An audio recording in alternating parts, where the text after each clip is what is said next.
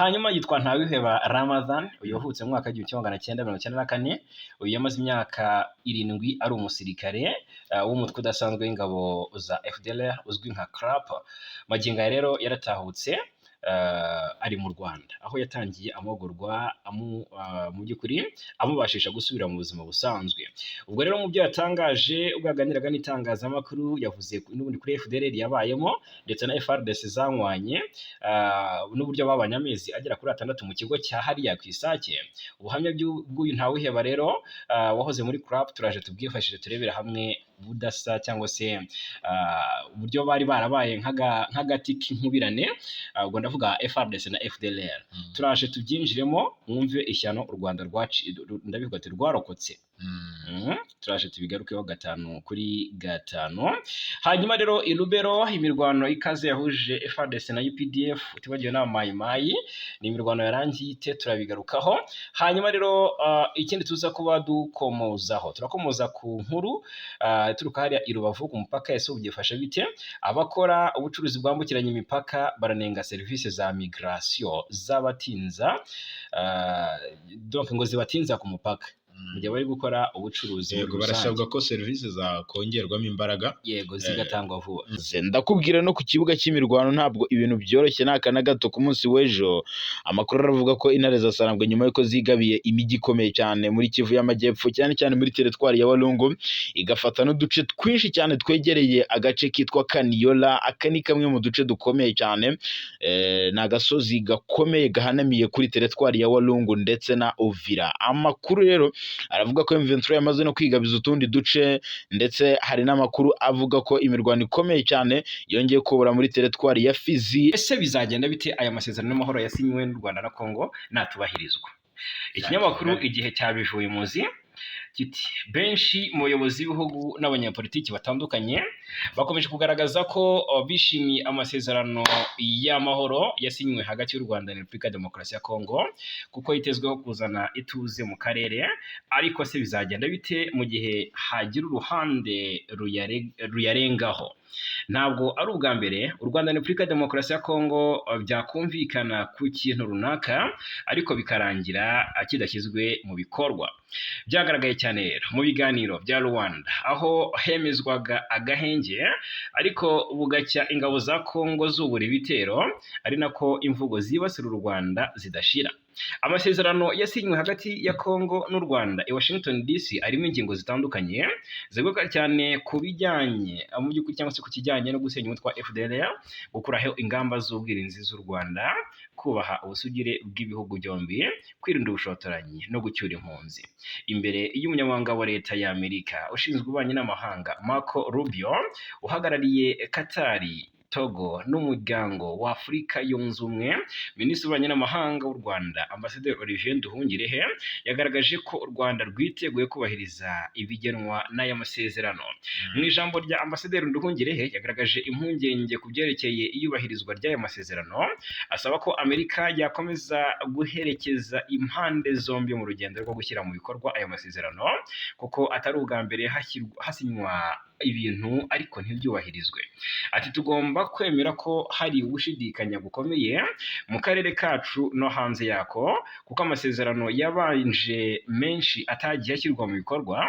Ati nta gushidikanya ko urugendo ruri imbere rutazoroha, ariko ku bufasha bukomeje bwa Amerika n'abandi bafatanyabikorwa twizera ko rwose tugeze ahantu hadufasha guhindura ibintu.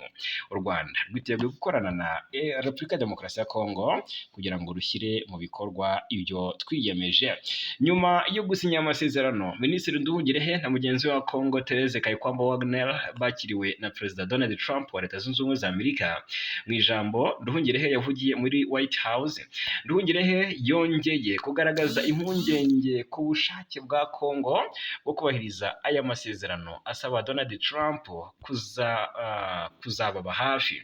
Ati urakoze cyane Perezida, uyu ni umunsi w'amateka ko kubera ko ari ugusinya amasezerano y'amahoro hagati ya Kongo n'u Rwanda mu kurangiza amakimbirane amaze imyaka 30. Mu bihe bishize hari uburyo bwinshi bw'ubuhuza bwabayeho ariko nta na bumwe bwatanze umusaruro. Yego, mbona yakomeje agaragaza ko impamvu ubuhuza bwa Amerika bwatanze umusaruro ari imikoranire myiza y'ubuyobozi bwa Donald Trump n'izindi ngingo nshya zashyizwe muri aya masezerano. Twizera ko ari ukubera umuyobozi mwiza ari ukubera ubuyobozi bwiza bwawe Donald Trump no kwiyemeza kwawe muri uru rugendo, ariko kandi no kubera uburyo bushya bwajemo ikijyanye n'imikoranire mu by'ubukungu. Ni ikintu cy'ingenzi cyane kizafasha u Rwanda na Kongo gukorana, kuko iki ni igice kigize cyane gikize yego kandi gifite ubucuruzi bwambukiranya imipaka, gifite n'amabuye y'agaciro n'umutungo kamere. Nduhungire kandi yanashimangiye ko aya masezerano azatanga umusaruro Amerika nikurikirana ishyirwa mu bikorwa ryayo.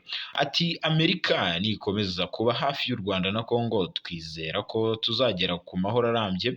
Kandi nk'uko mugenzi wanjye wa Kongo yabivuze, ni ingenzi cyane ko Amerika ikomeza kwiyemeza, kubera ko uyu munsi twasinye ariko dukeneye gushyira mu bikorwa ibyo twasinye kugira ngo twinjire muri iki cyerekezo gishya. Mwavuzeho cy'uburumbuke kugira ngo dusarure inyungu z'ubukungu zishingiye ku mahoro.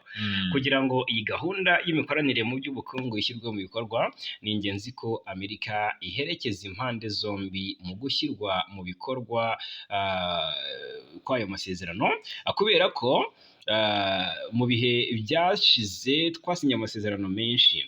Twizeye ko hamwe n'ubuyobozi bwawe na Amerika tuzagera kuri iyo ntego. Bwana Fagike na Mura, uzi ko hashobora no kuzafatwamo ibihano cyangwa hashobora kuzahabwa ibihano ku ruhande rutazabyubahiriza se? Yego, rutazubahiriza ibikubiye muri aya masezerano. Uretse Minisitiri Nduhungirehe, yego, uri kumva impungenge ku iri shyirwa mu bikorwa ry'amasezerano ryanagaragajwe n'abanyamakuru bari bitabiriye umuhango. Umwe rero mu banyamakuru yabajije Perezida Donald Trump ikizakorwa mu gihe amasezerano yaba atubahirijwe. Trump ati tuzakorana nabo kugira ngo bishyirwe mu bikorwa. Bo ku giti cyabo bashobora gushyira mu bikorwa aya masezerano, ariko tuzabashyiriraho igitutu kugira ngo bishyirwe mu bikorwa. Abo ni abantu bagera kuri 2. aba ni abantu 2 kabisa bashoboye kandi bazabikora. Avuga u Rwanda na Kongo. Barabizi ko bagomba kubikora, kuko bitagenze gutyo hazabaho ibintu bibi. Iki kibazo rero cyongeye kugibwaho,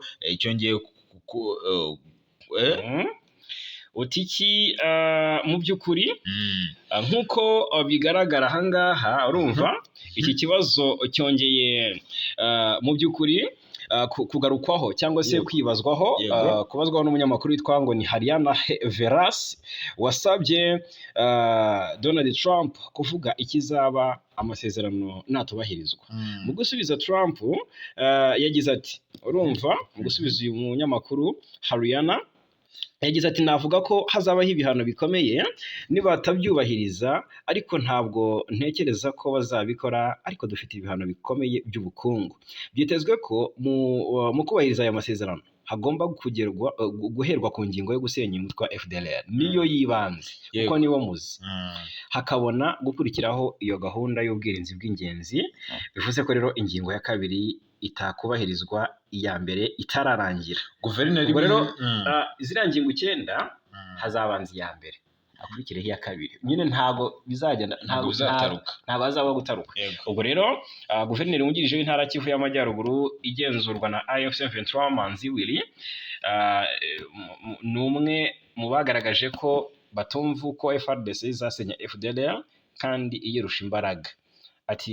Abashyigikiye FDLR bashobora kuba bari mu kiriyo muri iki gihe ubutegetsi bwa Kinshasa bwasinye ubutumwa bushya, n'ubudashoboka ko bwambura intwaro umutwe ufite imbaraga kurusha igisirikare cya Kongo ubwacyo. Ntabwo rwose bikubiye kenshi. Yego, magingo aya ngaya rero Yego. ayo masezerano mbona ashobora kuzagonga impande nyinshi kuko ni amasezerano yagutse. Nabonye Amerika yatangiye no gushinja umutwe wa M23 ko uzabangamira ibikorwa bya MONUSCO muri Congo. Bati rero kugeza ubu ngubu nabonye Amerika zabitangaje zibinyujije kuri ambasaderi wazo muri Loni yitwa Dorothy Shea. Yatangaje ko umutwe wa M23 urwanya ubutegetsi bwa Kinshasa umaze igihe warabujije ingabo z'umuryango w'abibumbye MONUSCO mu butumwa bwabo bwo kugarura amahoro muri Repubulika ya Demokarasi ya Kongo kugeza ubufasha kuba bukeneye mu burasirazuba bw'iki gihugu. Uyu Shea ibi yabitangaje ubwo yari mu kanama ka Loni gashinzwe amahoro ku isi mu nama yako yabaye mu mpera z'iki cyumweru turimo gusoza, aho yavuze ko umutwe wa M23 wahagaritse ibikorwa bya MONUSCO kuva yafata umujyi wa Goma na Bukavu hano muri Repubulika ya Demokarasi ya Kongo nyuma y'imirwano ikaze yasize ingabo nyinshi za FARDC zikubiswe zikamburwa iyi migi. M23 kuva yafata umujyi wa Goma na Bukavu ntiyigeze igirira icyizere ingabo z'umuryango w'abibumbye MONUSCO kuko byagaragaye ko zagize uruhare mu guhisha umwanzi no gufatanya na FARDC, FDLR ndetse n'abazalendo mu guhungabanya umutekano mu bice biri kugenzurwa n'uyu mutwe. M23 yafashe umujyi wa Goma ufatwa nk'umurwa mukuru w'intara Kivu ya ruguru mu kwezi kwa mbere uyu mwaka, nyuma y'uko yari imaze kwigarurira inkengero zawo zirimo Sake iherereye mu birometero bibarirwa muri 27 uvuye mu mujyi wa Goma. Nyuma yabwo rero kandi uyu mutwe wa M23 wongeye kwigarurira ibindi bice byinshi byo muri Kivu y'Amajyepfo birimo n'umujyi mukuru Bukavu ufatwa nk'umurwa mukuru nyine w'iyi ntara. Abaturiye muri ibi bice uyu mutwe urimo barawushimira cyane, ahanini rero bashingira ku kuba ingabo za Kongo zirukanwe muri ibyo bice ubwo zabigenzuraga, zabafataga nabi. Urabizi abaturage zikabanyaga, zikabica ndetse zikanabambura ibyabo, hari abo zaryaga. Rero ibyo rero byarahindutse kuko ku ngoma y'uyu mutwe wa M23 abaturage barishyira bakizana nk'uko bagenda babigaragaza hirya no hino mu bice bitandukanye. Ubwo rero mu mijyi nka Sake, Goma, Bukavu hose bagaragaza ko mu by'ukuri bashima intambwe bamaze gutera. Tunyeruke ku kigo cy'imirwano utubwire, hari agace M23 yaje kuba iraseniramo bikomeye. N'imirwano yego, n'imirwano wenda duhereye mu bice bitandukanye imirwano yagiye iberamo, ariko wenda duhere muri teritwari ya Rubero. ni imirwano ikaze yahuje FARDC ndetse na UPDF, ariko mbere yaho gato M23 muri Kivu y'Amajyepfo yarigaruriye ibice bitandukanye. ni imirwano yatangiye muri ino teritwari ya Rubero n'ubundi isa nkaho ari imirwano itunguranye kuko M23 nyuma yo gufata ibi bice byose yahise yihaniza bikomeye cyane abazalendo ndetse n'aba FDLR. M23 gufata ibi bice byinshi muri Kivu y'Amajyepfo byasize n'ubundi yongeye gusatira umujyi wa Uvira mu buryo bukomeye cyane, havugwa imirwano ikomeye cyane yanubuye. Amakuru rero aravuga ko kugeza ubu ngubu abarwanyi ba M23 bigaruriye ibi bice byombi byo muri teritwari ya Walungu muri Kivu y'Amajyepfo. ni imirwano kandi yabaye kuva ku gicamunsi cyo ku 28 Kamena 2025, aho amakuru agaragaza ko yatangiriye ahitwa Kaniola. M23 binasigaye igaruriye kano gace. Amakuru rero aravuga ko M23 gufata aka gace ka Kaniola, deja Kaniola yafashwe, yamaze kuba tombe. Magingo yanga rero yahise ifata n'utundi duce twegereye hano Kaniola. Ifatwa rero ry'aka gace mbona ryasize impande zombi zitanye mu mitwe mu buryo bukomeye, ndetse ni imirwano bisa nkaho yabereye no mu bindi bice birimo Chihambe, Kankinda ndetse na Buruhare. Amakuru rero aravuga ko utu duce twose M23 yamaze kuba itwigarurira. ni imirwano kandi yanatumye abaturage benshi bahunga mu buryo budasanzwe kuko abaturage bari batuye muri ibi bice bahunze. Biranavugwa ko bahungiye mu bice bitekanye byo muri ino teritwari ya Walungu. Hari inkuru nakiriye ikomeye cyane ituruka mu bice bya hariya mu Minembwe. Biravuga ko ngo habaye impanuka y'indege ahazwi ni nk'umurwa mukuru w'Umurenge nyine muri Kivu y'Amajyepfo. Hari indege yakoreyeyo impanuka ngo yashakaga kwitura ku kibuga cy'indege cyaho, cya kindi FARDC yagize intere. Urumva? Ni amakuru akubiye mu butumwa bwanditswe duhawe n'aba bataramu bacu, rwose tubashimire cyane, avuga ko iyi ndege yahushije ubwo yari igiye kwika hasi ku kibuga cyayo kiri ku Kiziba, igwa hakurya ahitwa ngo ni Gishigo. Ubutumwa bugira buti hari indege yari ije kwitura ku kibuga cy'indege cya Kiziba, irahusha igwa hakurya ku w'Igishigo.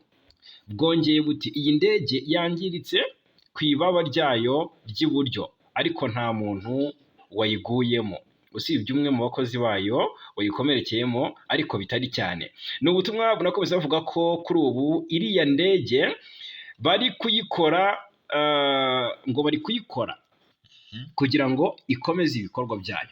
Umwe mu baturage uherereye muri ibyo bice wavuganye n'aba bataramu yababwiye ko rwose ngo atazi ubwoko bw'iyi ndege, ariko ko ari ishyirahamwe rya PAM rishinzwe ibiryo mu muryango w'abibumbye. Agira ati sinzi ubwoko bwayo, ariko si kajugujugu, ni iya PAM. Ibi byabaye ku gicamunsi cyo ku cyumweru, kuri iki cyumweru cya 29 Kamena. Binogo ko yari ivuye i Bukavu ku murwa mukuru w'intara Kivu y'Amajyepfo, ikaba yari igemuye ibiryo ku baturage bagiye bakurwa mu byabo mu bice bitandukanye bya Minembwe kubera intambara zari zayogoje aka gace. Ku rundi ruhande ariko haratinywa ko drone y'ingabo za Kongo ishobora kuyigabaho igitero mu gihe ikirimo gukorwa, nk'uko n'ubundi uyu muturage wabitubwiye bivuze. Agira ati turatinya ko drone y'ingabo za Kongo zayirasaho. Icyo nicyo kibazo giteye impungenge cyane, kuko kwangirikaho ntabwo yangiritse cyane, ati ni akabazo gato yagize ku ihembe ryayo. Ubwo rero abantu babyitiranya b'Abakongo, hari drone ya PAM yarasiwe hariya mu bice bya Minembwe, ntabwo babivuze uko biri. Yego, twekeze Ifizi, muri Fizi, nyuma yo kwica komanda bamurashe. Mbere ko tugaruka hano i Rucuru, Ifizi nyuma yo kwica komanda bamurashe, umurambo we bahise bawuta mu ruzi. Ni imirwano kabisa yisubiramo. Komanda wandese, ni imirwano yisubiramo yo kwa Mai Mai. Biroze Bishambuke barwanye ku munsi wo kuwa gatandatu. Banarwanye hari habaye inama y'amoko yahariye. Yego, Ababembe, Abafurero. Bivuga ko byabereye muri sekiteri y'Ilelenge, muri teritwari ya Fizi hano muri Kivu y'Amajyepfo, yanaguyemo abatari bake muri uyu mutwe, barimo n'umukomanda wabo. Barangije bamuta muri umugezi. Bikubiye rero mu butumwa bugufi bwanditswe n'ibinyamakuru bitandukanye, ndetse amakuru aravuga ko kugeza ubu ngubu isubiranamo rya Biroze Bishambuke ryabereye n'ahitwa Gitumba. Ubutumwa rero buragira buti si ibintu Mai Mai bo kwa Colonel Ngoma Nzito bakoze basubiranamo gusa, kuko no kuwa gatandatu banisha abayobozi bagera kuri 2 b'uyu mutwe, ndetse no ku mugoroba barashe komanda, urumva, bamurasira hitwa Gitumba, barangije umurambo we bawuta mu ruzi. Mbona uyu mukomanda ashobora kuba amazina yataratangazwa neza, ariko imirwano y'isubiranamo rya Mai Mai ndetse na Biroze Bishambuke kubera hano Gatumba yaje ikurikira yabereye ahitwa yaje ikurikira yabereye ahitwa Gasiro. Naho ejo baraharwaniye, niyo twavugaga ntitwamenyereza irita. Bataramubaye duhaga rwose baje kutubwira ko batashoboye gukurikirana uko byaje kurangira, gusa urumva kanga habereye agatendo. Ubwo ngo batangiraga kurasana, bishe barashe umukobwa w'umufurero ufitanye isano rya bugufi na Colonel Ngoma Nzito, ni umuyobozi mukuru w'uyu mutwe wa Biroze Bishambuke. Ubwo rero biviramo kumuhorera, hicwa n'abarimo na komanda batayo warebaga Igasiro hano. Noneho yego, bamwishe bihimura, urumva, kuri uru rupfu rw'uyu mwana w'umukobwa. Noneho biravugwa ko ahangaha hapfuye n'abandi bo muri Biroze Bishambuke batari bake, ushaka kuba bagera ku 9. Mbona humvikanye n'intwaro ziremereye. niko gukomeza kw'iyi mirwano rero muri ubwo buryo yakomeje hano Gitumba nk'uko amakuru ava muri ibyo bice akomeza bivuga n'ubu ngo aracyari umwuka mubi rero imbunda ziremereye n'izoroheje nk'uko biri kugenda bitangazwa ngo zakomeje kumvikana ahangaha kugeza amasaha y'umugoroba ku cyumweru barwanye koko. Hanyuma hari n'andi makuru ataragenzurwa neza avuga ko umuyobozi mukuru w'uyu mutwe wa Biroze Bishambuke ari we Colonel Ngwamanzito yahamagajwe Uvira kujya gusobanura icyo igisubiranamo rigamije ariko kandi nk'uko byavuzwe nuko yerekeje Uvira ku gicamunsi cyo kuwa gatandatu hagati kandi turakomeza gukurikirana aya makuru nk'uko bisanzwe twayibasezeranyije dukomeza kugenda dukurikirana akantu kandi muri Rucuru rero naho bongeye gukozanyaho byakomeye cyane niwumva ngo General Dominique Ndaruhutse yashatse kwihimura kuri M23 ngo yambura agace biramugora cyane atakaza abatari bake kuri wa gatandatu tariki 28 Kamena ahitwa Birambizo ni muri groupement ya Bukombo muri territoire ya Rucuru hiriwe imirwano ikomeye hagati y'inyeshyamba za M23 n'abarwanyi bitwa ngo ni VDP CMC bona abazarendo muri CMC iyobowe n'uwita General Dominique Ndaruhutse ariko yaripetiye usanga rero autoproclame ntabwo aba ari irye n'imirwano yo yatangiye kuva ku isaha saa 12 z'igitondo ku munsi w'ejo aho humvikanaga amasasu menshi y'intwaro ziremereye cyane ndetse n'into mu duce twose nyine twabereyemo imirwano abaturage benshi cyane cyane abo muri sheferi ya Bwito bahise batangira guhunga bashaka ubuhungiro mu bice bitekanye cyangwa bitarimo imirwano abatabashije guhunga basigaye bihishe mu nzu zabo nk'uko byemezwa n'abaturage batuye hafi aha imirwano kandi ikomeje kuba mu gihe mu minsi myinshi ishize mu bice bitandukanye naho hagiye haberamo imirwano nko muri groupement ya Tongo, Bambo, Kihondo, Kiyeye ahitwa Nyarubande ndetse n'ahitwa Burambo ndetse na Muhanga hagiye habera imirwano. Amakuru rero aravuga ko impande zombi zahanganye bikomeye cyane kuko umutwe wa M23 n'abarwanyi bo muri VDP Wazalendo na CMC n'Abazalendo bose barwanaga mu buryo bukomeye baharanira ngo kwigarura uturere kwagura imbago niko navuga kwagura ibirindiro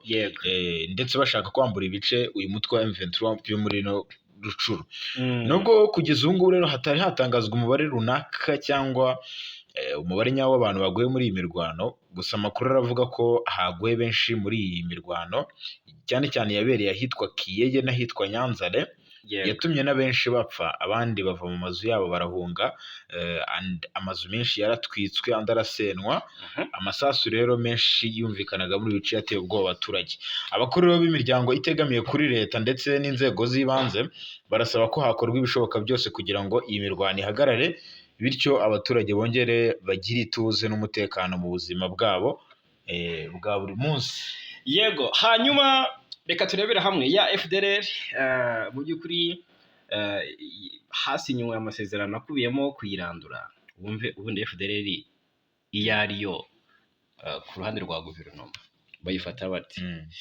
hari uwitwa Ntawiheba Ramadan afite ibirepetidi gusa yabaye muri FDLR yavutse mu 1994 amara imyaka 7 ari umusirikare wa FDLR maginga yaratahutse ari mu Rwanda aho yatangiye amahugurwa amubashisha gusubira mu buzima busanzwe rero mu kiganiro cyihariye yagiranye n'ikinyamakuru Igihe yagaragaje ko uwo mutwe yawinjiyemo nyuma yo gutotezwa cyane n'abawugize nk'amwe mu mayeri bakoreshaga binjiza abakiri bato muri gisirikare ati bwa mbere kugira ngo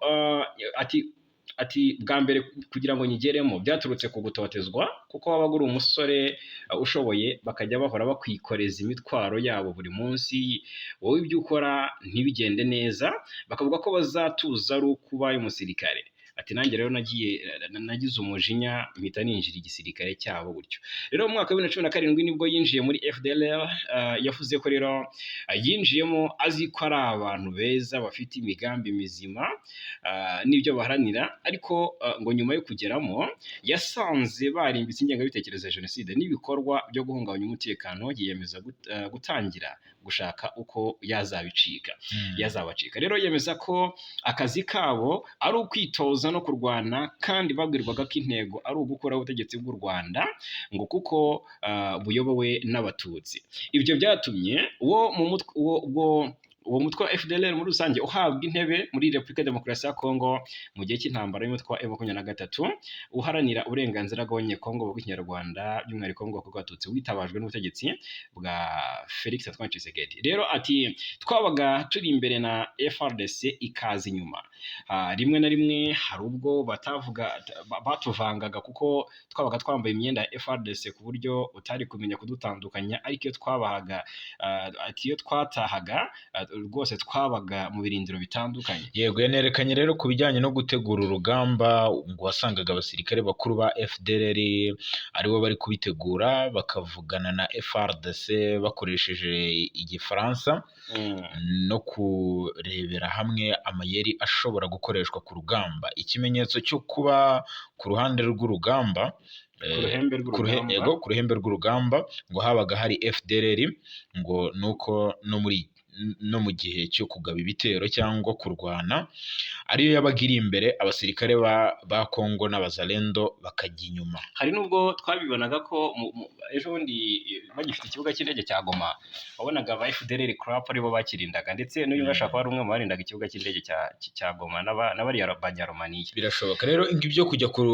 ibyo kurya mu gihe cy'urugamba ngo byatangwaga n'igisirikare cya leta ya Kongo FARDC, bigatangirwa hamwe n'ibikoresho bya gisirikare birimo amasasu, imbunda n'imyambaro byahabwaga bose. Hari igihe noneho bamaze amezi 6 FDLR na FARDC bari kumwe mu birindiro.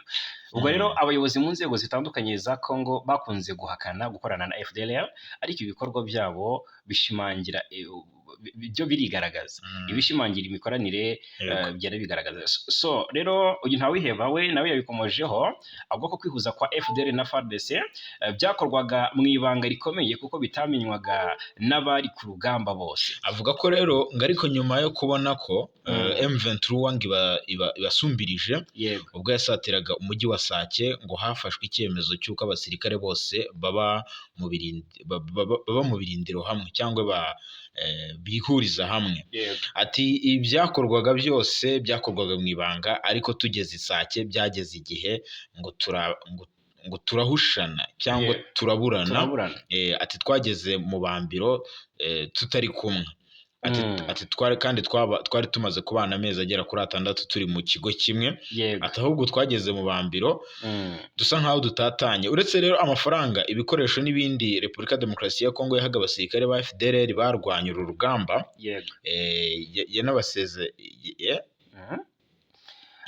yanabizezaga ko nyuma yo gutsinda M23 ngo izabafasha gukuraho ubutegetsi bw'u Rwanda. Ni nabyo waruvuze koko.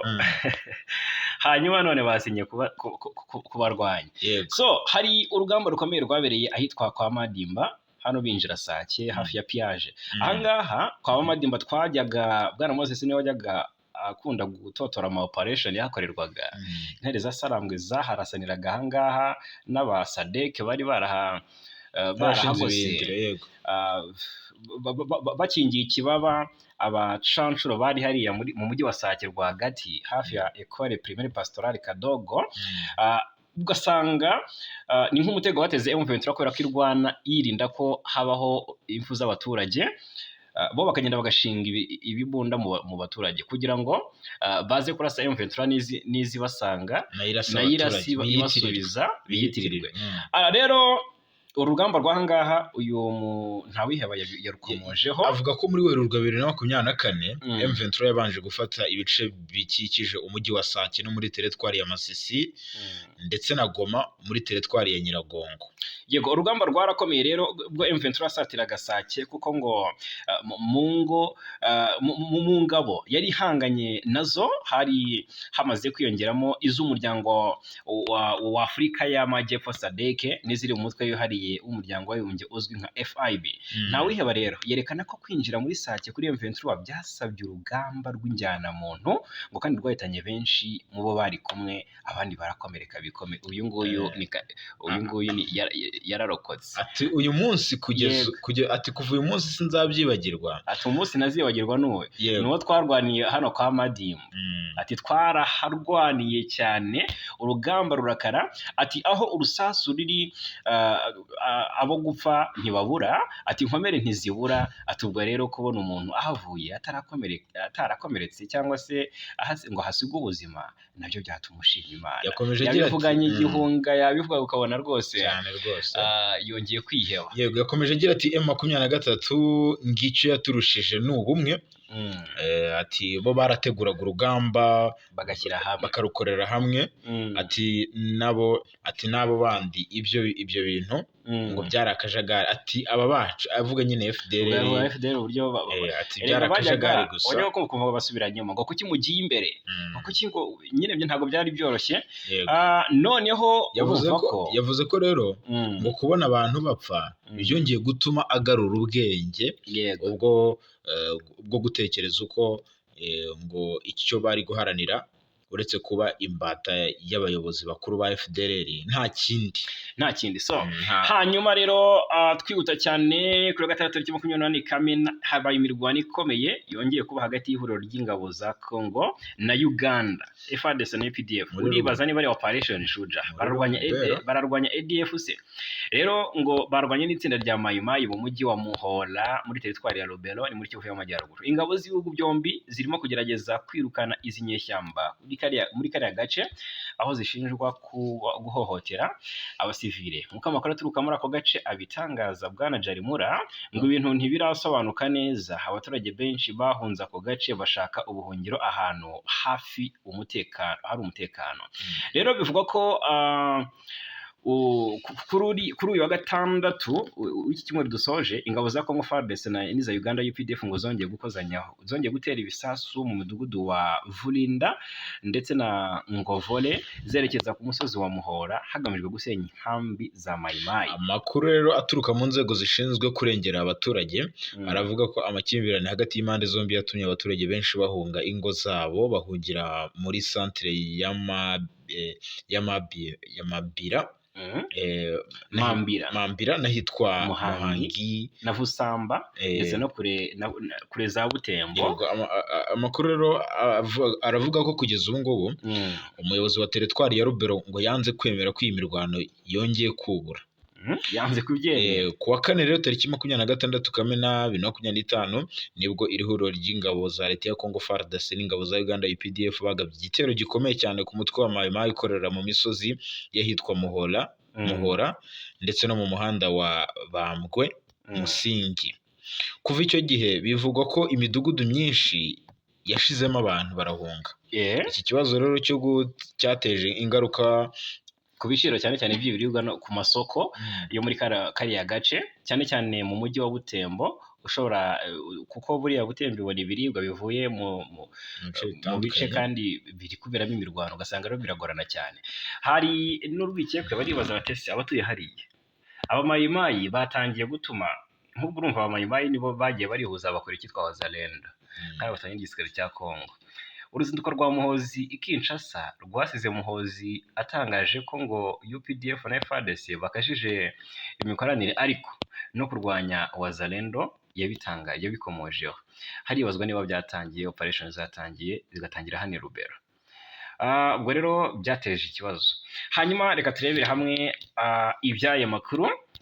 Urebye hano i Rubavu abakora ubucuruzi bwambukiranya imipaka ntago bishimye baranenga serivisi za migration zibatinza ku mupaka bati kandi igihe nta mafaranga bati bamwe mu bakora ubucuruzi bwambukiranya mu karere ka Rubavu baranenga imikorere y'urwego rushinzwe abinjira n'abasohoka migration muri aka karere kubaha serivisi itanoze bigatuma bakorerwa donc bakererwa ku mupaka bategereje guteresha ubwo ni ibintu bavuga ko bibatera igihombo guteresha amakashe, ni bavuga ko bibatera igihombo kirimo gukererwa mu kazi, bagasanga ibicuruzwa byabo byangiritse cyangwa se bikibwa kuko byo biba byambutse kare ku magare. Ni mu kiganiro rero umuryango International Alert uherutse kugirana n'abacuruzi bakora ubucuruzi bwambukiranya imipaka, ni muri gahunda y'umushinga wabo witwa Mupaka Shamba Letu, ugamije guteza imbere abagore n'urubyiruko bakora ubucuruzi bwambukiranya imipaka mu karere k'ibiyaga bigari. Abacuruzi bo bagaragaje ko ikibazo cyo gutinda ku mupaka ngo ari ikibazo gikomeye cyane, ngo bategereje gutererwaho kashi ndetse no kubuza kwagura bimwe mu bicuruzwa batacururije ngo birimo amafi, ndetse n'ikibazo cya network zibura mu gihe cyo kwishyura imisoro ku biro bya Rwanda Revenue. Ni ukuvuga ngo ahangaha baragaye ibintu bitandukanye. Urumva ikibazo cyo gutinda ku mipaka nicyo batindaho cyane, bategereje gutererwa kashi, kubera ko hari nk'ibicuruzwa baba bafite nk'ayo mafi biba biri bupfe, urumva noneho iyo babicuruje ntibishire bipfa kurushaho. Ndetse ikibazo cya network zibura mu gihe cyo kwishyura imisoro ku biro bya Rwanda Revenue nacyo ni ikibazo basaba ko gikorwaho. Ubwo rero nibyo basaba ngo bikosorwe. Ubwo rero ikibazo batinzeho ni iki? Ikibazo batinzeho gihuriweho rero na bose, ngo n'icyuko nyine ngo kubona urupapuro rw'inzira rwa CPGL giteganyijwe ari iminsi 3, gitegerezwa iminsi 3. Ubundi basanzwe babizi ko byibuze iminsi 3 bagomba kuba bakibonye, ariko nanone ngo hakaba nubwo bamara icyumweru kirenga basiragira ku biro by'akarere ka Rubavu batarabona urwo rupapuro. So mu gihe narwo rero ubwo ku bantu bambuka buri munsi rudashobora no kumara ngo rudashobora no kumara n'ukwezi kumwe, nubwo rufite igihe cy'umwaka kuko ruhita ngo rwuzura ako kanya. Yego, bavuga ko urumva bafite imbogamizi nyinshi. Mbona bavuga ko rero ngo niyo ugiye kureba ku karere iki gipapuro ngo wirirwa wicaye utegereje utegereje ko bagusoma, ngo bumwe rero hari n'igihe ngo utaha nta n'urwo ucyuye urwo rupapuro. Yego, ngo bikazagusaba kongera gusubirayo ku wundi munsi. Ubwo rero urumva ko bigoye, dore ko rero ngo babitanga ku wa mbere, ku wa gatatu no ku wa gatanu, ni iminsi 3 gusa mu cyumweru. Gusa iyi minsi yose nyine mu by'ukuri ugategereza wicaye mu rugo rimwe, ugasanga ibicuruzwa birahangirikiye cyangwa se bikakuviramo gutakaza abakiriya. Ikindi bavuga kandi bahuriyeho n'abandi bagenzi basanzwe ngo nuko iyo bageze ku mupaka bashobora kumara igihe kiri hagati y'iminota 30 ndetse n'amasaha 2 bari ku murongo bategereje ko basinyira bigatuma bakererwa ku buryo rwose usanga ibicuruzwa byabo bishobora kuhangirikira cyangwa se kuhaburira, kuko ngo urumva deja banakwiba, ngo biba byambutse kare ku magare yabo bigatinda bategereje guteresha izo kashe. Urumva ko ni imbogamizi. Yego, rero umwe mu bacuruzi witwa Uwimana Claudine yagize ati ntabwo tuzi icyo bari abakozi ba migration baba batekereza, kuko ngo tumara igihe kirekire duhagaze ku murongo dutegereje kuduterera kashi, ugasanga rero ngo barimo kwiganirira, abandi bari kuri telefoni ku buryo butinda, no harimo n'uburangare. N'uwitwa Kamari Claude n'umwe mu bagenzi ukunda kwambukiranya imipaka, moto wa Petite Barriere, nawe avuga ko kugeza ubu ngubu ngo ni ukuri ngo hariya hantu ngo turahakererwa cyane, ngo haba mu kugenda tujya muri Kongo ndetse no kugaruka hose usanga hari imirongo miremire, tukibaza ikibazo kibitera bikatuyobera. Mu gihe ku ruhande rwa Kongo usanga nta mirongo ihari, tukibaza ese ntabwo migration yo mu Rwanda ikora kimwe n'iyo muri Kongo? Muri ibi biganiro rero umuyobozi w'ishami ry'ishoramari n'umuriro mu karere ka Rubavu Mwiseneza Emmanuel yavuze ko ikibazo cyo gutinda kubona icyangombwa cya CPGL kizwi, ariko ko hateganyijwe kuza mu by'ukuri abandi bakozi bunganira abahari kugira ngo bafashe umuntu ushaka gushaka icyangombwa kukibona vuba. naho Naho rero ku bijyanye rero no gutinda ku mipaka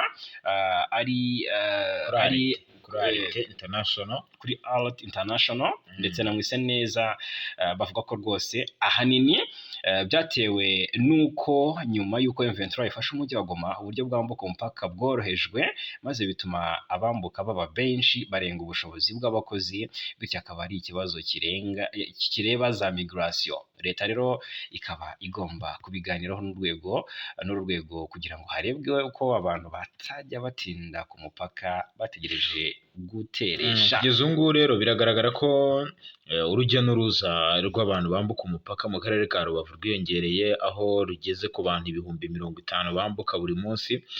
Ibi bigaterwa rero nuko amasaha yo kwambuka yavuye ku isaha saa 9 akagera ku isaha saa 12 ku mupaka muto wa Petite Barriere ndetse na saa 4 ku mupaka munini Grande Barriere. Ikindi kandi nuko kugeza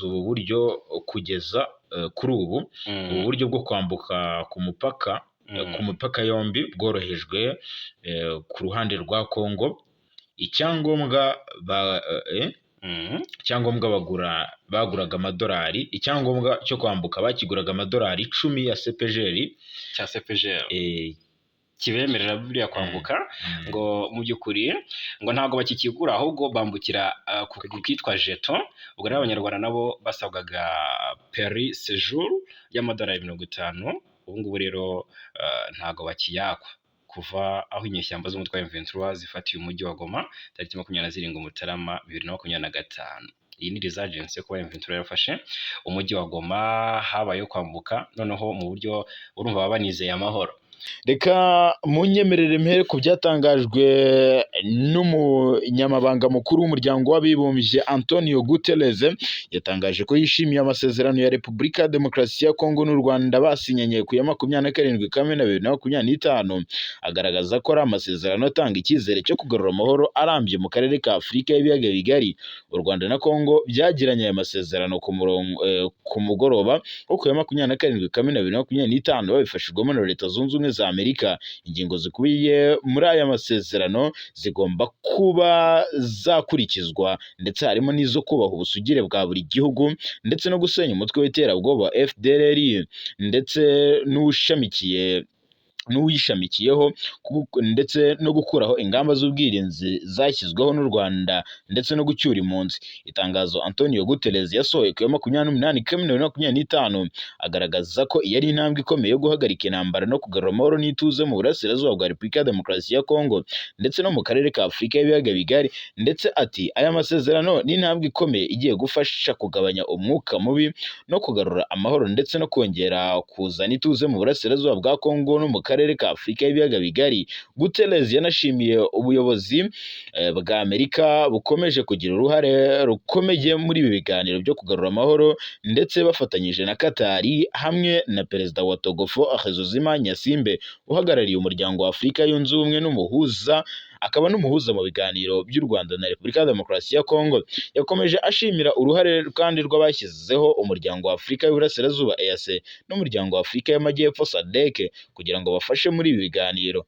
Uyu muyobozi yahamagariye impande zombi kubaha ibikubiye muri aya masezerano no kubahiriza imyanzuro 20 y'akanama k'umuryango w'abibumbye gashinzwe umutekano ku isi, harimo no guhagarika imirwano. Uyu mwanzuro uheruka wako kanama ufite nimero 2773 ushinja Repubulika ya Demokarasi ya Kongo gutera inkunga no gushyigikira FDLR, ugasaba ko iyi nkunga ihagarara kandi uwo mutwe ushyigikiye Kinshasa ukarandurwa burundu, ndetse kuko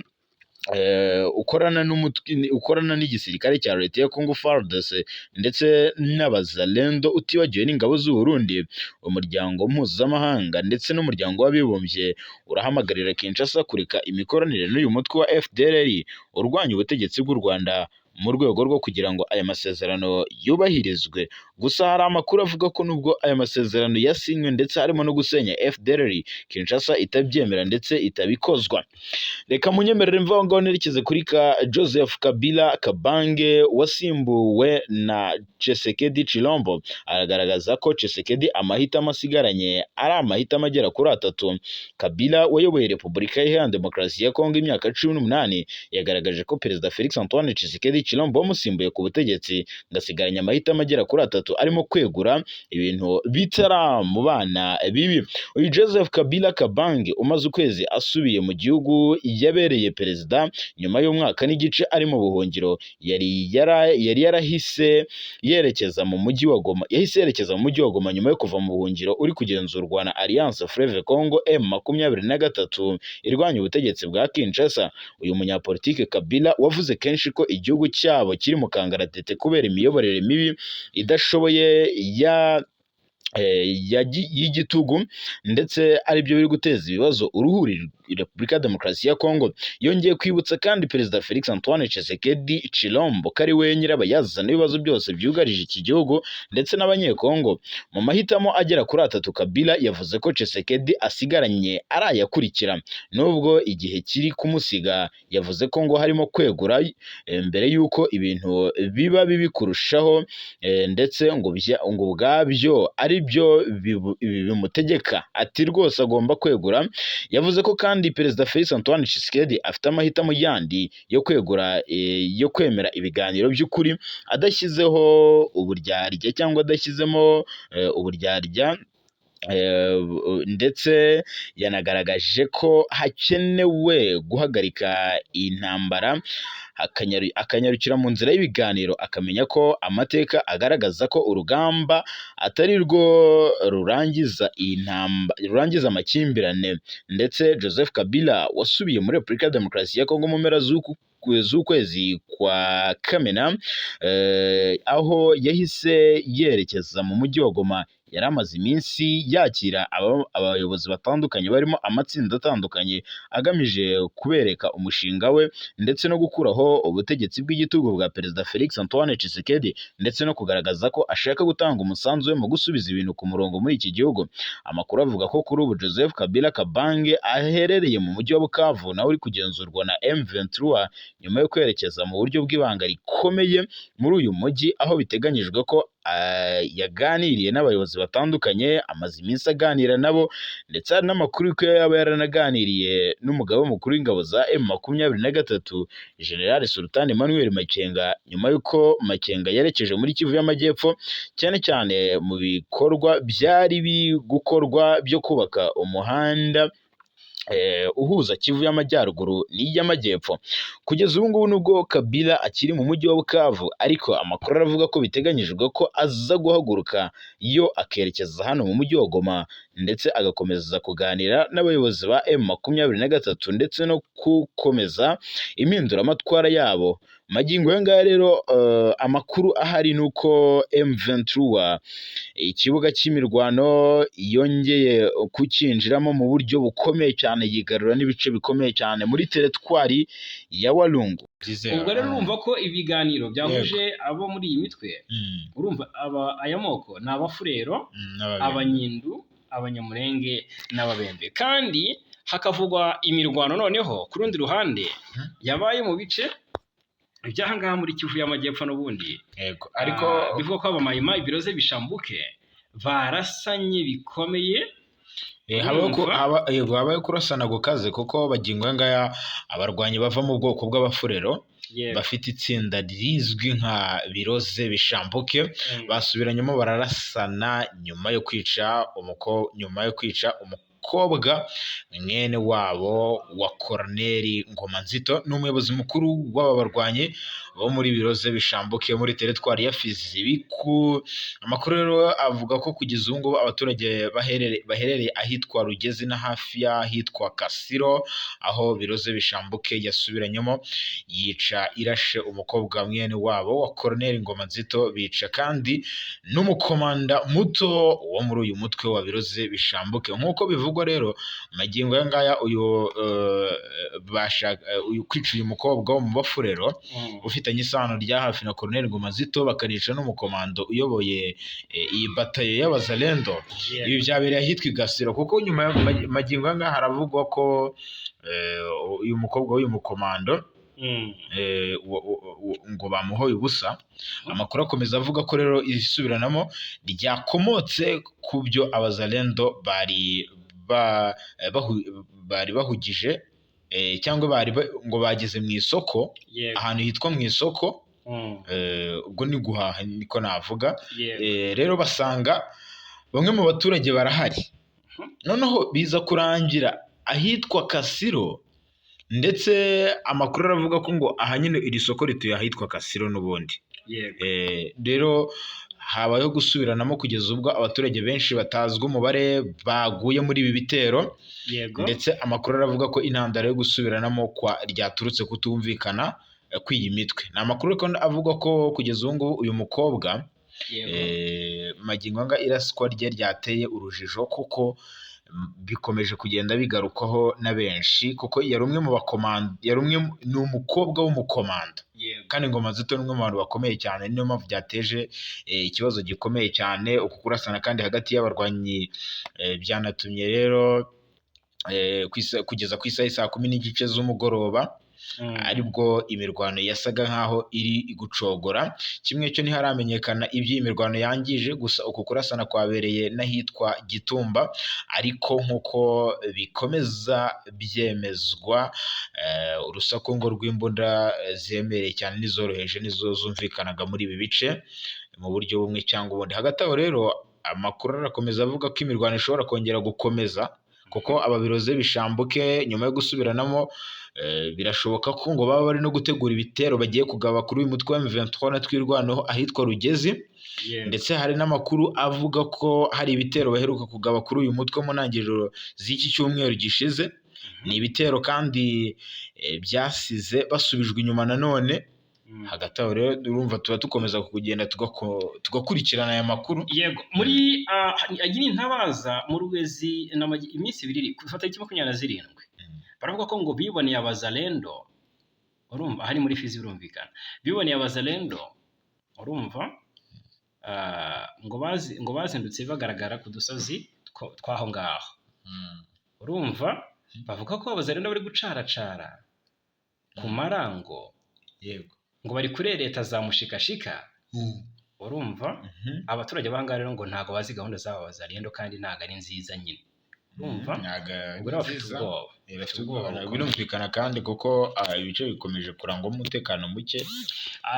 Uzi ko abazalendo nabo basigaye bagira gutya bagakanga abaturage bati turategura kubagaba ibitero umunsi runaka.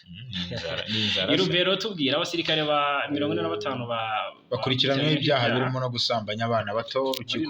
Urukiko rwa gisirikare rwa Butembo mu murwa mukuru wa Rubero mu ntara Kivu ya ruguru bari kuburanisha abantu 92 barimo abasirikare 45 ba Repubulika ya Demokarasi ya Kongo, aho bari gushinjwa ibyaha birimo gufata abana ku ngufu. Nk'uko byasobanuwe n'ubushinjacyaha bwa gisirikare, burashinja ibindi byaha bikomeye aba basirikare, harimo no gushimuta abana bato, kubambura ndetse bakoresheje imbaraga. Ibi rero byakorewe no muri teritwari ya Rubero n'ubundi hagati ya 2021 na 2024, bikorerwa abantu 93 barimo abana 45 bafite imyaka iri hagati ya 17. Bamwe bakorewe ibi byaha mu buryo bukomeye. Izi rero manza ziri kuburanishirizwa ahantu hatandukanye hakomeye cyane hakorewe ibyaha.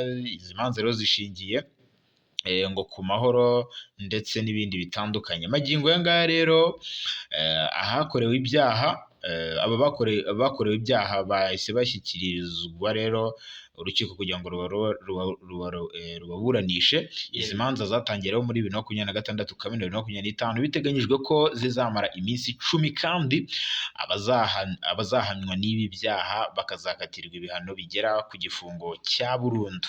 twavugaga ku nama y'amoko hariya muri Kivu y'Amajyepfo, ariko noneho habaye n'indi nama noneho y'imitwe yitwaje intwaro hariya muri Ituri yanasinye amasezerano yo guhagarika imirwano.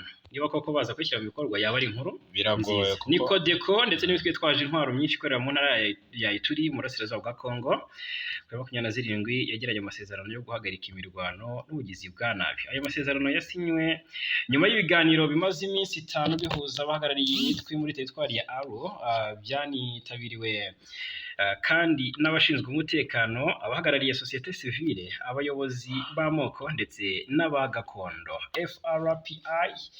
FPIC, Tekni ya Tuna ndetse na Codeco nibyo byagiranye amasezerano ya Mapi Auto Defense Zaire, byitabiriye kandi ibiganiro, ariko kandi byanze gusinya nyuma y'aho Codeco yisha abaturage 11 muri teritwari ya Jugu mu gitondo cya 27 Kamena. Iyi mitwe yombi rero yemeranyije ko mu rwego rwo kugaragaza ubushake bwo kubahiriza ariya masezerano, abana bari barinjijwemo bahita barekurwa, kandi ko rwose abarwanyi bayo batazongera kugendana intwaro. Yaciye amarenga ariko ko mu gihe bizaba ngombwa abarwanyi bayo bazongera bagafata intwaro kugira ngo barwanire igihugu, kuko ngo bazahora biteguye kwitaba mu gihe bahamagarwa. Yitwa Colonel Kayina. Twihuta cyane, uyu nguyu amakuru akomeje gucicikana mu ntara y'Ituri n'ubundi ubwo ntituvuyeyo kuko ubwo tugomba gutera ibintu twica inyoni ebyiri. Ahubwo kuri Colonel Kayina Innocent wari umaze igihe ashinze umutwe witwa ngo ni Force Nationale pour la Libération du Congo FNLC, ngo yaba afungiye mu gihugu cya Uganda.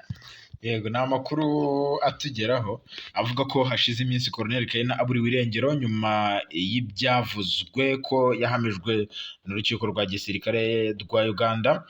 Ariko General Muhoozi Kainerugaba nyuma yo kuva mu rugendo yakoreye i Kinshasa akanabonana na Perezida Felix Antoine Tshisekedi, rwasize igisirikare cya Uganda UPDF kigiranye amasezerano hagati ya FARDC ndetse na UPDF. Imboni yacu rero mu ntara ya Ituri iratubwira ko kugeza ubu ngubu ababa hafi ya Colonel Kayina bemeza aya makuru, bavuga ko rero kabisa batamuheruka, ko kuri tariki ya 24 Kamena 2025 ati afande twamuburiye irengero. Ahaheruka ku ya 24 n'ubundi ati nibwo duherukanye, atubwira ko yagezeyo. Kuva rero Kayina yagera muri Uganda ntawe urongera kumenya amakuru ye, gusa amakuru aravuga ko afunze. Mu mpera za Werurwe uyu mwaka nibwo Colonel Kayina yashinze umutwe wa CNRC mu rwego rwo gushyira iherezo ku myitwarire y'ubutegetsi bwa Kinshasa. Mu byo Colonel Kayina n'umutwe we banenga Kinshasa harimo ruswa, ikene wabo, kugura abishaka, kwiyegereza, gutunga intwaro ndetse no guta muri yombi abantu mu buryo bunyuranyije n'amategeko, itotezwa ndetse n'amacakubiri. Rumva ibi nibyo rero Colonel Kayina agenda avuga ko n'ubundi, ariko ntabwo ari iyo nkuru gusa iri muri Uganda. Reka tubabwire ko ni umunyarwanda witwa Manizabayo Dieudonné afungiye i Kabare muri Uganda, akekwaho kwiba imbunda umurinzi wa kimwe mu bigo bicunga umutekano byigenga. Manizabayo wari usanzwe akorera ubucuruzi mu mujyi wa Kabare. Ubutabera bwa Uganda bumukurikiranyaho icyaha cy'ubujura gihanwa n'ingingo ya 237 igika cyayo cya mbere n'iya 244 z'amategeko ahana ibyaha muri Uganda. Kuwa gatanu tariki 27 Kamena yari yitabye umucamanza Julius Mutabazi, ariko urubanza rwe rwimurirwa ku ya 1 Nyakanga kubera ko umushinjacyaha wagombaga kumushinja atabonetse. Ubwo rero mu kirego ubushinjacyaha bwashyikirije urukiko bwashinje Manizabayo y'imyaka 34 y'amavuko kwiba imbunda ifite nimero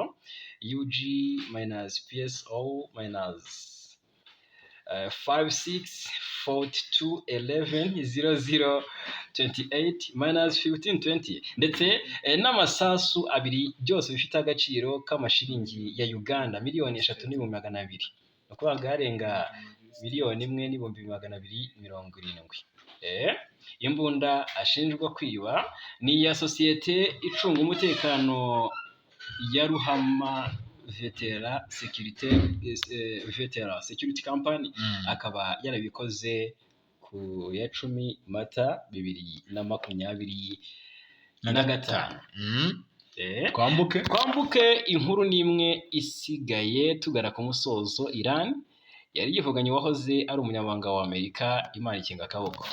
Yego, Imana yakinze akaboko kuko byahishuwe ko Iran yigeze kugera amajanja cyangwa kugera hafi yo kwivugana uwitwa Mike Pompeo wahoze ari umunyamabanga wa leta ushinzwe ububanyi n'amahanga muri manda ya Perezida Donald Trump muri 2022.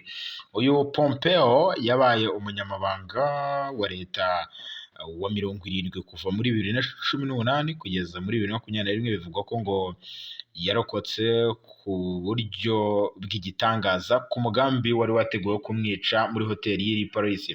Amakuru avuga ko mu gitabo cyitwa mu kinyamakuru cyagaragaje ko rero magingo yangaya uyu nguyu yarokotse, kuko abanya-Irani bari babizi ko ngo yari acumbitse muri hoteli y'i Paris uyu Mike Pompeo, ariko byagaragara ko hari umugambi wo kumwivugana. Ati nta bindi bisobanuro byinshi byari gutangwa, ati Imana yakinze akaboko. Iki gitabo rero cyagiye ahagaragara kivuga kuri iyicwa ry'uyu mugabo. Biravugwa ko rero abanya-Irani ubwo bageragezaga kumwivugana, bamwe mu bayobozi bo muri Leta Zunze Ubumwe za Amerika nibura inshuro 3 mu myaka itatu yabanje mbere yuko Donald Trump ajya ku butegetsi atorwa, bari kugenzura uyu muyobozi. Ikindi rero kidasanzwe kivugwa muri iki gitabo ni uko Iran yari ifite amatsiko y'ubwicanyi bwakorerwaga ku butaka bwa Leta Zunze Ubumwe za Amerika, ngo bigizwemo uruhare n'uyu mugabo witwa Mike Pompeo wabaye minisitiri w'ububanyi n'amahanga. Ibi byose rero byagendaga bigarukwaho. Yes, ngaye nguko rero reka tubashimire cyane. Dushimire cyane bwana Nsanzimfura Jarimura. Dushimire cyane bwana Fagi Kayinamura. Dushimire cyane abakunzi bacu. Amakuru n'ibiganiro byo kuri uyu muyoboro nakagaruka.